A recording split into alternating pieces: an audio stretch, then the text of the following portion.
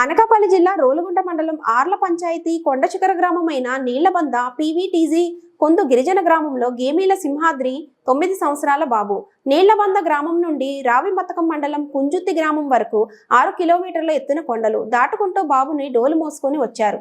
అక్కడి నుండి ఆటోల ద్వారా ధర్మవరం ప్రైవేట్ హాస్పిటల్లో చేర్పించారు. మాది రోలుగుంట మండలం అండి, ఆర్ల పంచాయతీ. మాది నీళ్లబంద అనే గ్రామం.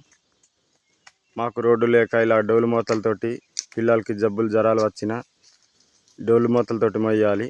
కిందకి సుమారు ఒక 5 కిలోమీటర్ల లాగా నడవాలి.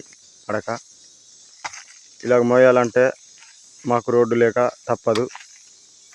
మాకు ఎవరైనా రోడ్డు సహకరిస్తారని చిన్న వీడియో పెడుతున్నాం సార్. మాది రోలుగుంట మండలం ఆర్ల పంచాయతీ నీళ్లబంద అనే గ్రామం. మాకు రోడ్డు లేక ఇలాంటి పిల్లలు జబ్బులు జ్వరాలు వచ్చిన పెద్దోళ్ళకి చిన్నోళ్ళకి వచ్చిన ఇలాగ డోలు మూతలతో మొయ్యాలి. రోడ్డు లేక ఇలాంటి నానా తిప్పలు కష్టాలు పడుతున్నాం మేము. మాకు ఎవరైనా రోడ్డు సహకరిస్తారని ఈ వీడియో పెడుతున్నాం సార్.